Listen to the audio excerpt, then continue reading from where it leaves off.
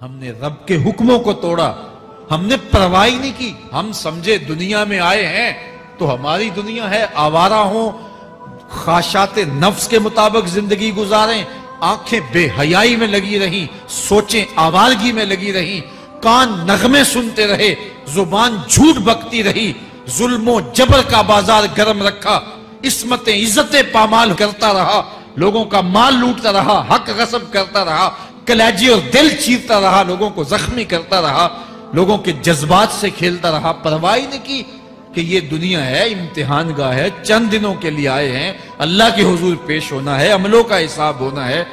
اب جب وہ دیکھیں گے کہ ہمارے ساتھ کیا ہونے والا ہے تو ان کے چہرے پہلے بگڑ جائیں گے۔ کیوں؟ وہ گمان کریں گے کہ ان کی ریڑھ کی ہڈی توڑ دی جائے گی، ایسے عذاب آئیں گے جس طرح کسی کی ریڑھ کی ہڈی ٹوٹ جائے تو اس کا چہرہ شگفتہ گلاب تو نہیں ہوتا، اس کا چہرہ جو ہے وہ تو کس قدر مرجھایا ہوا ہوتا ہے۔ تو اللہ ارشاد فرماتا ہے اس طرح ان کے چہرے ہوں گے۔ ابھی عذاب آیا نہیں ہے لیکن چہرے پہلے اترے ہوئے ہوں گے، اور جب عذاب کی بھٹی میں ڈالے جائیں گے، اللہ اکبر، اور وہ سخت عذاب، حضور نے جبریل امین سے پوچھا مجھے جہنم کے عذابوں کا ذکر سناؤ۔ عرض کی حضور سب سے ہلکے عذاب کی کہانی سناتا ہوں، اور وہ یہ کہ جہنمی کے پاؤں میں آگ کا جوتا رکھا جائے گا، باقی پورا بدن اس کا سلامت ہوگا۔ یہ سب سے ہلکے عذاب کی کیفیت ہے۔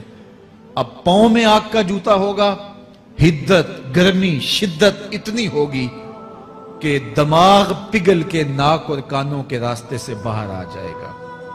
پاؤں میں رکھے ہوئے جوتے کی گرمی دماغ کو ایسے چڑھے گی کہ وہ پگھل جائے گا اور ناک اور کانوں کے راستے سے باہر آ جائے گا۔ تو اللہ کے عذاب کے خوف سے چہرے بگڑ جائیں گے، حالت سلامت نہیں رہے گی۔ یہ بات ذہن میں رکھیں کہ اللہ جس کو جہنم میں ڈالے گا اس کو اس صورت میں نہیں ڈالے گا، یہ محمدی صورت ہے، یہ شکل اس کی چھین لی جائے گی اور اس کی شکل بڑی کر دی جائے گی۔ اس کا ایک ایک دانت احد پہاڑ جتنا ہوگا۔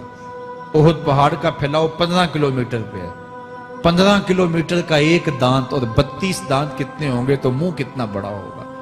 اس کو اتنا بڑا اس لیے کیا جائے گا تاکہ وہ عذاب کی تکلیف زیادہ سہے۔ 70 گز موٹی کھال ہوگی، اور کھال جل جائے گی تو اللہ قرآن میں فرماتا ہے ہم نئی کھال دے دیں گے تاکہ عذاب کی تکلیف اس کو گوارا کرنی پڑے۔ پھر چیخے گا، چلائے گا، ہائے مجھے پانی دو، پانی دو، پیاس کی شدت ہے۔ 70 سال تک تو اس کی کوئی آواز ہی نہیں سنے گا۔ 70 سال کے بعد داروغہ جہنم چیخ کر کہے گا کیا مانگتا ہے؟ وہ بولے گا مجھے پانی چاہیے۔ کہا جائے گا تو بے بھی ملتا ہے پانی۔ پھر داروغہ جہنم اسے پانی دے گا، کوکا کولا کی بوتل دے گا یا پیپسی تھما دے گا یا منرل واٹر کی بوتل دے گا؟ نہیں، قرآن بتاتا ہے اسے مائے حمیم دیا جائے گا، کھولتا ہوا پانی، اور وہ اتنا گرم ہوگا جب پینے کے لیے چہرے کے قریب کرے گا اس سے اٹھتی ہوئی بھاپ کی وجہ سے چہرے کی کھال ادڑ کے اس کے اندر گر پڑے گی، لیکن اس کے باوجود اس کو پینا پڑے گا۔ اللہ فرماتا ہے یہ دنیا ہی سب کچھ نہیں ہے، سمجھ لیا یہی سب کچھ ہے، آخرت کو بھول گئے، صبح اٹھے کام پہ چلے گئے، شام آئے آوارگی میں چلے گئے، صدائیں آتی رہی حی علی الصلاۃ حی علی الفلاح، کوئی پرواہ نہیں کی، نہ پیشانیوں نے سجدے کیے، نہ سوچوں میں پاکیزگی آئی، زندگی یوں گزار کے چلے گئے۔ ایسے نہیں، کہا ایک وہ ہوں گے جن کے چہرے شگفتہ گلاب ہوں گے، ایک وہ ہوں گے جن کے چہرے بگڑے ہوئے ہوں گے۔ اللہ اکبر، کلا اذا بلغت التراقی، یہ تو قیامت کا منظر ہے نا، قیامت سے قبل بھی ایک منظر ہے، اللہ اس منظر کو بھی بیان کر رہا ہے۔ کلا اذا بلغت التراقی، ہاں جب جان گلے کو پہنچ جائے گی، اے انسان تیرے اوپر وہ گھڑی بھی آنے والی ہے، وہ وقت بھی آنے والا ہے جب سانس اس ہنسلی میں اٹک جائے گا، جب سینے سے بھی سانس اوپر چلی گئی، اب ڈاکٹر بھی لا علاج قرار دے رہے ہیں کہ اب علاج نہیں رہا ہے، جان بس اب نکلنا چاہ رہی ہے، اور کہا جائے گا کوئی جھاڑ پھونک والا بلاؤ، اب ڈاکٹروں نے تو جواب دے دیا، اب سانس اٹک گئی گلے میں، چند لمحوں کی مہمان ہے، اب ڈاکٹروں نے کہا اب ہماری جانب سے لا علاج ہو گیا، اب لے جاؤ اس کو گھر، یا وینٹیلیٹر پہ ڈال دیتے ہیں اس کو، بس اب ہماری جانب سے کوئی اس کا علاج نہیں ہے۔ اب گھر والے روتے ہیں، کہتے ہیں کوئی جھاڑ پھونک والا لاؤ، کوئی دم والا لاؤ، شاید وہ کوئی دم کرے تو اس کی جان میں جان آ جائے۔ ڈاکٹروں نے تو لا علاج قرار دے دیا۔ وَظَنَّ عَنَّهُ الْفِرَاقُ، اللہ فرماتا ہے یہ تو جھاڑ پھونک والے کو ڈھونڈ رہے ہیں، لیکن جس کی سانس یہاں اٹکی ہے وہ سمجھ گیا ہے اب موت آ گئی ہے، اس کو یقین ہو گیا ہے کہ اب موت کے لمحے آ گئے ہیں، اب میں بچ نہیں پاؤں گا، اب آنکھیں تاڑے لگی ہوئی ہیں۔ وَالْتَفَّتِ السَّاقُ بِالسَّاقِ، پنڈلی پہ پنڈلی چڑھ رہی ہے۔ جب موت آ جاتی ہے تو پھر پنڈلی سے پنڈلی لپٹ جاتی ہے، اس کو پھر جدا کرتے ہیں اور جدا کر کے دونوں انگوٹھے باندھ دیتے ہیں تاکہ پنڈلی کے اوپر پنڈلی نہ چڑھے۔ اللہ وہ منظر بیان کرتا ہے، صاحب یہ وقت آنے والا ہے جب دونوں انگوٹھے باندھ دیے جائیں گے، جب ناک میں روئی ٹھونس دی جائے گی، جب چٹے لباس میں کفن دیا جائے گا، جب غسال کے سامنے بے بس پڑے ہوں گے، وہ چاہے یہ بازو اٹھائے چاہے یہ بازو اٹھائے، گرم پانی ڈالے یا سرد پانی ڈالے، جب بس پڑے ہوئے ہوں گے جو ہے وہ غسل دینے والوں کے، اور ناک میں روئی ہوگی اور دونوں انگوٹھے آپس میں بندے ہوں گے، یہ محل، یہ ماڑی، یہ کوٹھیاں، یہ بنگلے جس کو سویر شام لگ کے حلال حرام کی تمیز کیے بغیر بنایا تھا، غوث اعظم رضی اللہ تعالیٰ عنہ بولے مکان بنا رہا ہے، بسیں گے اور حساب تو جا کے دے گا، اور یہ تو ایک رات بھی تجھے اس گھر کے اندر نہیں رکھیں گے کہ چلو ایک رات مہمان رکھ لیں، کہتے ہیں نہیں نہیں مہمانوں نے بھی جانا ہے تو جلدی کرو اس کو سپرد کراؤ، وہ تو تیرا لباس بھی پھاڑ کے اتاریں گے، خود غسل دینے کے لیے تیار بھی نہیں ہے، تجھ سے خوف آنے لگا ہے، جاندی واری ڈرونا بنے ہوتے، ہاتھ نہ لاندے ڈر دے، جنہ لئی تو پاپ کمائے اج کتھے نہیں تیرے کر دے۔ آج تو وہ تیرے ساتھ تجھے غسل دینے کے لیے آمادہ نہیں ہے۔ وَالْتَفَّتِ السَّاقُ بِالسَّاقِ، جب پنڈلی پہ پنڈلی چڑھنے لگ جائے گی، إِلَىٰ رَبِّكَ يَوْمَئِذٍ الْمَسَاقُ، اس دن تیرے رب کی طرف ہی لوٹ کے جانا ہے۔ فَلَا صَدَّقَ وَلَا صَلَّىٰ، اس نے نہ تو سچ مانا اور نہ نماز پڑھی، وَلَٰكِنْ كَذَّبَ وَتَوَلَّىٰ، ہاں جھٹلایا اور منہ پھیر کے چل پڑا۔ ثُمَّ ذَهَبَ إِلَىٰ أَهْلِهِ يَتَمَطَّىٰ، پھر اپنے گھر کو اکڑتا ہوا چلا۔ اولا لک فاولا ثم اولا لک فاولا، تیری خرابی آ پہنچی، ہاں تیری خرابی آ پہنچی۔ ایحسب الانسان ان یترک سدی، انسان دنیا میں یہ گمان کرتا ہے اس کو سدا چھوڑ دیا جائے گا۔ سدا عربی میں ایسے اونٹ کو کہتے ہیں جس کی مہار کسی کے ہاتھ میں نہ ہو، شترے بے مہار، جہاں مرضی جس گھاٹ سے چاہے پانی پیے، جہاں سے مرضی چارہ لے، تو شترے بے مہار کو کہتے ہیں سدا۔ تو یہ انسان بھی گمان کرتا ہے کہ میں بھی سدا ہوں، مجھے کوئی کیوں پوچھے، میرے جذبات پہ کوئی کیوں قدغن لگائے، مجھے کیوں روکے کوئی۔ بالخصوص جوانی کے ایام کے اندر جوان کو بڑا ہوتا ہے کہ کوئی مجھے کیوں، وہ تو ماں باپ کے کہنے میں بھی نہیں آنا چاہتا، وہ کہتا ہے کیوں مجھے روکتے ہیں، میری جوانی ہے، میرے جذبات ہیں، مجھے آزادی سے جینے دو، کیوں میرے راستے میں رکاوٹ بنتے ہو، میں سدا ہوں۔ اللہ فرماتا ہے نہیں، ایک اونٹ تو سدا ہو سکتا ہے، جس کو میں نے اشرف المخلوقات بنایا ہے اس کو تو سدا نہیں چھوڑوں گا، اس کو تو پابند بناؤں گا حکام کا۔ اب وہ کہتا ہے کہ نہیں نہیں، یہ کیسے دوبارہ اٹھائے جائیں گے؟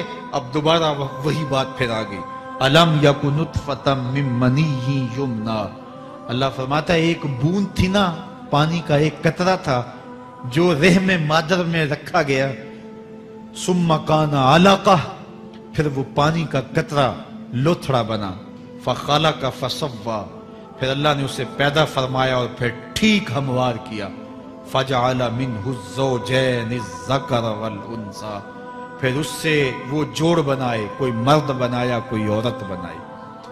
کہا اب غور کر، اب تیری آنکھیں دیکھتی ہیں، بجلیاں چمکتی ہیں، تیری زبان کا طوطی بولتا ہے، لوگ اشش کرتے ہیں تیری گفتگو پہ، تیری گفتار پہ صدقے جاتے ہیں، تیرے لہجے کے جمال کو دیکھتے ہیں، تیرے سینے کا زور، تیرے پنجوں کی طاقت، تیری دماغ کی تیزیاں اور تیری سوچوں کے اجالے، تیری زوردار ٹانگیں، تیرے کڑیل بازو، اور تیری چوڑی چھاتی اور تیرے گلاب کی پتیوں جیسے ہونٹ، اے انسان یہ سب کچھ کہاں تراشا گیا؟ ماں کے رحم میں، اس تاریکی میں جو 3 پردوں میں تھی۔ تیرا سر تیرے گھٹنوں میں تھا، اور تیرے رب نے وہاں تیرے اندر نسوانیت یا رجولیت کی صلاحیتیں پیدا کی، تیری آنکھوں میں چمک پیدا کی، تیرے کانوں میں نغمے بکھیرے، تیری زبان کے پٹھوں پہ قوت ذائقہ رکھی، تجھے بولنے کی صلاحیت دی، تیرے پنجوں میں زور رکھا۔ آج تو مفتی شہر ہے، آج تو علامۃ الدہر ہے، آج تو قاضی القضات ہے، آج تو منسٹر ہے، آج تو وزیر اعظم ہے، آج تو پہلوان ہے، آج تو شہزادہ ہے، آج تو بادشاہ ہے، آج تو زوراور ہے، آج تیری طاقت کے کیا کہنے۔ آج شیروں کو تو نچا لیتا ہے، ہاتھیوں کو تو بٹھا لیتا ہے، آج تو بڑا زوراور گھڑ سوار ہے، آج تیری طاقت کے کیا کہنے۔ تو کشتی کرتا ہے، زمانہ دیکھنے آتا ہے، آج تیری طاقت کے شوہرے ہیں، تیری عظمت کے تنتنے ہیں، لیکن انسان تو ایک ناپاک قطرہ تھا اور رحم مادر میں تھا۔ تیرے اندر یہ رنگ کس نے بھرے؟ تیرے کانوں میں نغمے کس نے رکھے؟ تجھے دماغ کی قوتیں کس نے دی؟ زبان کو بولنا کس نے سکھایا؟ آنکھوں میں توانائیاں کس نے رکھی؟ تیری زبان کا طوطی بولتا ہے، یہ سلیقے کس نے دیے؟ پھر اللہ فرمایا، کتنا زوردار بیان ہے، الیس ذالک بقادر علی ان یحیی الموتى۔ جو ماں کے پیٹ میں ایک نطفے کو ایک خوبصورت انسان بنا سکتا ہے، ہڈیوں کو جوڑ کے دوبارہ انسان نہیں بنا سکتا؟ کیا وہ دوبارہ تجھے کھڑا نہیں کر سکتا اپنے سامنے پیش ہونے کے لیے؟ جس کے حکموں کو تو نے توڑا ہے، جس کے فرامین کا تو نے مذاق اڑایا ہے، کیا وہ اتنا ہی بے بس ہے کہ اپنے حضور تجھے جو ہے وہ کھڑا ہی نہیں کر سکتا ہے؟ جس رب نے تجھے ماں کے شکم میں شکل دی، حضرت شیخ فرید الدین عطار بولتے ہیں، سانے کستی سلاتی می شود، ایسا کاریگر ہے مٹی سے بادشاہ بنا ڈالتا ہے۔ اس نے مٹی سے دارا و سکندر بنائے، اس نے مٹی سے جو ہے وہ رستم و سہراب بنائے، اس نے مٹی سے کیا کیا بنا دیا جو مٹی سے بادشاہ بنا سکتا ہے، جو نطفہ رحم مادر سے جو ہے وہ شکل اور صورت اور رنگ اور جمال بنا دیتا ہے۔ تیری صورت نکھرتی ہے، تیرے ہونٹ گلابی ہیں اور تیری نرگسی آنکھیں ہیں، تیرے ریشمی بال ہیں اور تیری خوبصورت رنگت ہے، تو چال چلتا ہے تو لگتا ہے قیامت چل رہی ہے، تیرا قد رانا جو ہے وہ صنوبر کو شرماتا ہے، تیری گفتار کے تنتنے ہیں۔ جس نے اتنی خوبصورت شکل ماں کے رحم میں بنائی، کیا وہ ہڈیوں کو جوڑ کے دوبارہ انسان نہیں بنا سکتا؟ وہ دوبارہ انسان بنائے گا اور پھر تجھے اپنے حضور کھڑا کرے گا۔ اور ایک حدیث میں آتا ہے، اللہ بندے کو اپنے حضور کھڑا کرنے کے بعد اپنے سامنے سے ہٹنے نہیں دے گا جب تک 5 سوال نہیں پوچھ لے گا۔ ان عمرہ ہی فیما افنا ہو، اس کی عمر کے بارے میں پوچھے گا، کہاں ضائع کی؟ میں نے تجھے زندگی دی، 60 سال 70 سال 40 سال 50 سال، اس زندگی کو کہاں گزار کے آیا ہے؟ ان شباب ہی فیما ابلا ہو، اس کی جوانی کے بارے میں پوچھا جائے گا، جوانی کہاں گزار کے آیا ہے؟ مجنوں تو نہیں بنا رہا، خواہشات کا اسیر تو نہیں ہو گیا، دیوانوں کی طرح زندگی تو نہیں گزار کے آ گیا؟ تیری جوانی کسی چوک میں تو نہیں گزری، تیری جوانی آوارگی میں تو نہیں گزری، ساری رات سوشل میڈیا کے اوپر گندگی اور غلاظتیں تو نہیں دیکھتا رہا؟ تیری زندگی گزری کہاں ہے؟ تیری جوانی گزری کہاں ہے؟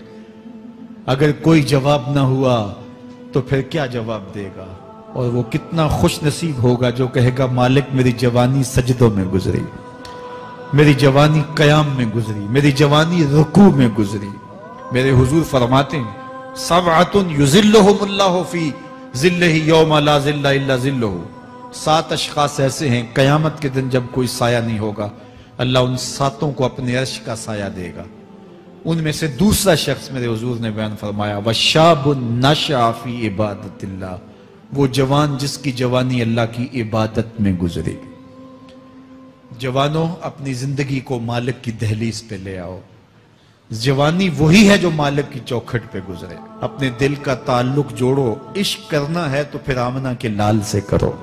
محبت کا رشتہ ان سے جوڑو. تعلق کا ربط ان سے قائم کرو. جوانی کو دین کی راہ پہ ڈالو. اللہ اکبر. سنو میرے حضور کا فرمان, انا حبیب اللہ, میں اللہ کا حبیب ہوں. پھر فرمایا الشاب التائب حبیب اللہ, جو جوان جوانی میں توبہ کرے وہ بھی اللہ کا حبیب ہے.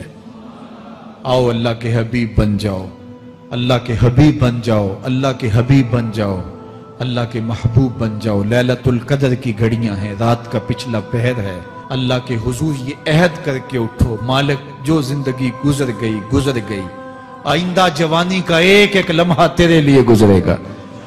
جیوں گا تو تیرے لیے, مروں گا تو تیرے لیے. میری ایک ایک سانس تیرے نام وقف ہوئی, میری زندگی کی ایک ایک ساتھ تیرے نام وقف ہوئی. میں اپنا سب کچھ تیرے لیے پیش کرتا ہوں. میری زندگی کا مالک بھی تو ہے, میری موت و حیات کا خالق اور مالک بھی تو ہے. یہ زندگی تو نے دی, تیری امانت ہے, تیرے حضور ہی پیش کرتا ہوں. اور لیلۃ القدر کی گھڑیوں میں اس عزم کے ساتھ گھروں کو لوٹو کہ اللہ میری زندگی کا ایک ایک لمحہ تیرے نام ہوا, آنے والے موسم تیرے نام ہوئے, میری جوانی تیرے نام ہوئی, میرے آنسو تیرے نام ہوئے, میری پیشانی تیرے نام ہوئی, میرے دل کی دھڑکن تیرے نام ہوئی, میری صلاحیتیں تیرے نام ہوئی. میری زبان بولے گی تو تیری تسبیح بولے گی, تیرے ذکر کے ترانے پڑے گی. میرے کان سنیں گے تو قرآن کے نغمے سنیں گے. میری آنکھیں دیکھیں گی تو مالک تیری قدرت کی نشانیاں دیکھیں گی, تیرے رسول کا روضہ دیکھیں گی, تیرا کعبہ دیکھیں گی. مالک میری زبان سچائی کے نور سے مالا مال ہوگی اور میں ساری زندگی تیرے نام کرتا ہوں. اور جب آپ اپنی ساری زندگی اللہ کے نام کر دیں گے تو پھر وہ پوری کائنات تمہارے نام کر دے گا. کی محمد سے وفا تو نے تو ہم تیرے ہیں, یہ جہاں چیز ہے کیا لوح و قلم تیرے ہیں. اللہ آپ سب کو اپنی پناہ میں, امان میں اور حفاظتوں کے ساتھ میں